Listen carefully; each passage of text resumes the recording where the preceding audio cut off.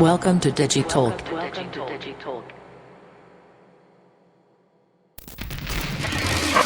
My name is Vesko Kolev, and I'm the VP of Product for the Telerex products at Progress. It's a great privilege to be here with you. I've never thought I would be able to speak in front of such a great audience. So let's jump to the topic.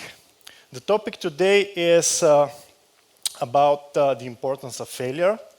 And in my experience, wrong attitude toward failure is one of the biggest reasons that stands between individuals, teams, companies, and success. My goal with this session is to basically challenge you and your thinking about how you perceive failure and ultimately help you and your organizations be more successful. Okay? So let me start with a question. How many of you have cases where you are dreaming about achieving something big, but at the same time, you've opted to stay within your own comfort zone just because if you were about to go outside of it, there was a chance for you to fail? Hence, I guess the rest didn't hear the question. So, all right, so for us it's the same. For me as a person, for us as an organization. So today I would like to start really quickly by sharing with you one of our stories as a company. So, at Telerex and later Progress, we have always been putting great value in the way we treat customers and the way we interact with customers, the whole thing about customer experience. Prior to 2017, our customer satisfaction with support was around 80%. And actually, when I say customer support, obviously this is one of the things that are one of the most important KPIs for us. So, as in every story, there is something that happens, and in that story, the case is also the same. We all know and feel that customers' expectations are getting higher and higher in every possible dimension. And in the beginning of 2017, we've practically realized that if we don't up our game in terms of customer satisfaction, we will be having hard times to continue being one of the best on our markets. So once we had that goal to improve the customer satisfaction, actually, I've heard the following things from my organization. Hey, Vesko, the customer satisfaction has been what it is for a very long time. We've already achieved what's possible. Or, if we want to do more, it will be too expensive. We've already achieved the perfect balance between investment and need. We shouldn't change anything. Or, hey, we're providing support through developers, and developers are not good in communication, right? How many of you have spoken with developers? They are awesome in communication, right? But the team somehow thought that they are not good and it's not possible for them to get better. And my favorite one, listen, customers are challenged with the technology and they sometimes don't understand us. So at some point that thing was very overwhelming and we had to do something about it. And if you look what are the characteristics of those two, of this state in which the organization was, there are two things that you can probably point out as well. First, there is a deep belief that we are limited in what we can achieve. And on top of that, there is even deeper belief that if we try to do something better, things will get worse. So, usually when companies are pressured by such external factors, they have this sense of urgency to do something quickly, right? There is this pressure, we have to do something. And usually companies in similar situations go and say, why don't we change the support system? Or why don't we double the headcount?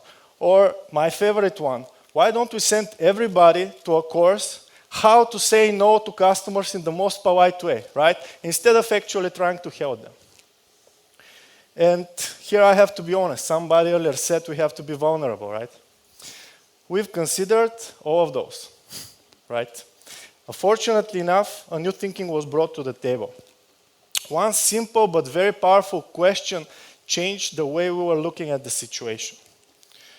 The question was, what proof do we have that those statements are facts and not just beliefs that limit us?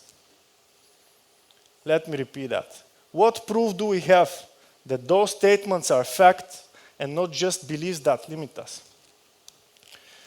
Once we've started to question each of the statements, we've practically realized that we don't have any evidence whether they are facts or just wrong assumptions. So what we've decided to do is to actually try and test them. And when we said we'll try and test them, we figured out that there will be failures, right? And we said, okay, that's fine. Just let's learn something from it. So at that point in time, we've instituted the concept of allowed failure. And allowed failure is failure that stems from taking the risk of trying something new with the hope to achieve something beyond what's currently being achieved. And allowed failure is failure that you learn from and try not to repeat. And please don't confuse that with being unprofessional. Yelling at customers is still not allowed, all right? So once we've changed our attitude toward failure, we started to slowly but surely see improvements in customer satisfaction. And through that period of time, we've done a lot of things and a lot of them failed. And probably it's good to have another session to talk about what exactly those failures were, how we've addressed that. But for the purpose of this session, the most important thing is what we've did with those failures. First of all, we've planned for them. And then we've accounted for them when they happened. We've learned from them, adjusted, and then moved on without a needed drama. And where is the customer satisfaction today? How the story ends? Actually, this is a never-ending story, right? However, I can share with you, at the end of 2018, we got to 92% customer satisfaction. And as of last month, we're at 95%. And this is something that people still cannot believe how we've achieved that. So now that I've shared with you that story, let's see what are the things that we can learn from it. The technical support organization was in two states, one prior 2017 and one post 2017. The first one I call mock perfectionism. In this state, there is deep belief that we are limited in what we can achieve. Everything that was possible has already been achieved. Then, in that state, the focus is on how can we avoid failure. And this results in picking mediocre goals or even irrelevant goals. And this, at the same time, results in, most of the time, in unhealthy paranoia, right? We are afraid something bad will happen. To contrast that, the second state, post-2017, I call continuous improvement. In that state, the goal is, the focus is on picking meaningful goals. And in that state, failure is allowed, failure is expected, as long as, again, you learn from it, you don't repeat it. And slowly but surely, when you say, I will try not to repeat that failure, the failure is gradually being eliminated, one failure at a time. So, if you ask the question, what is it that conditions those two states of people and organizations? The thing that sets those two states boils down to what is the attitude toward failure. In the first state, we fear failure. In the second state, we practically accept failure and use it as opportunity to improve. Now, you might be asking yourself, what is it that makes some people and organizations fearing failure and others embracing it? And I found the answer to this question for myself a few years ago in a research done by Carol Dweck. She's a psychologist in the university, professor of psychology in the University of Stanford, and in her prominent book, Mindset, the New Psychology of Success, she discerns between two mindsets, the fixed mindset and the growth mindset. People with fixed mindset believe that talent is king. And if you aren't born with certain ability, there is no chance on that planet that you can acquire it. Also, people with that mindset believe that talent, personality, creativity, everything is fixed rate rather than something that you can develop. The second mindset she calls growth mindset. And this is a mindset where you believe that everything is there for you to take it as long as you are ready to put the effort, the practice, and the diligence to apply whatever is needed. Those people really believe that if they can learn anything through practice and experience. So, how those two mindsets perceive failure, you might ask. for the fixed mindset, because they are as smart as they are and they cannot do anything about it, failure means I am a failure. To contrast that, the growth mindset believe that everything can be developed, so when they fail, they know that this is the way to expand your capabilities. So it's an opportunity to learn. Ladies and gentlemen, beliefs are a very powerful thing. And we all, each of us, is limited by our deep ones. If we just think about what is this small difference between those two mindsets, we see that this thing practically limits us in what we think we can achieve, and that's what we can practically achieve. Let me give you one more example about that. How many of you know what is this? This is a foot of elephant, exactly. So, how many of you know the story about the elephant and the rope? Okay, for the rest. If you see, this is a big elephant tied with very thin chain. Practically, it can break it just by sneezing, probably, right? But you see all over the world that elephants are tied in that chain. What is the reason that those elephants are not breaking the chain? As a small elephants, those animals were tied with the same chain. And through the time, they tried to break it, weren't able to break it, and then they were conditioned that it's impossible for them to break that chain. The same thing is holding each of us.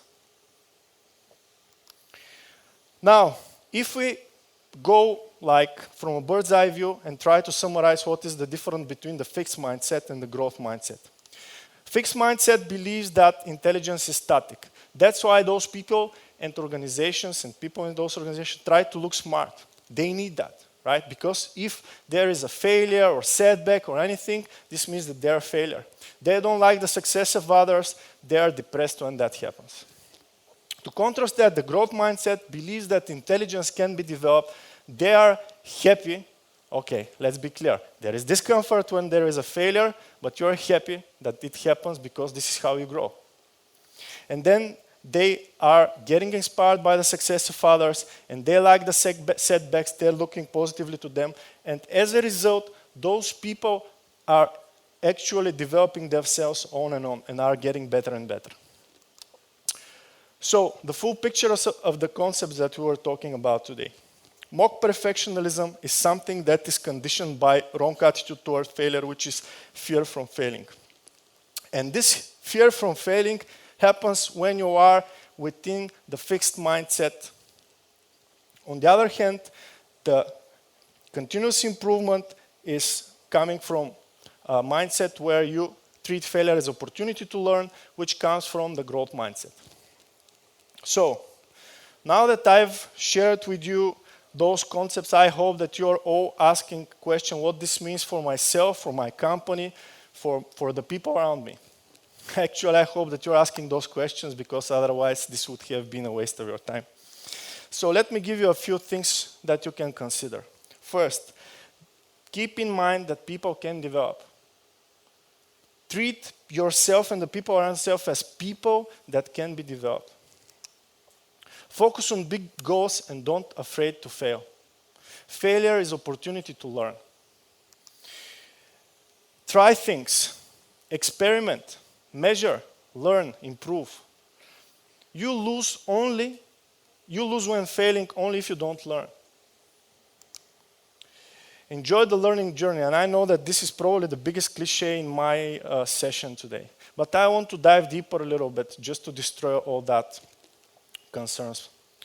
So, if you think about failures and setbacks and all those things that causes us discomfort, if you have the attitude to actually think about them as a gift, right?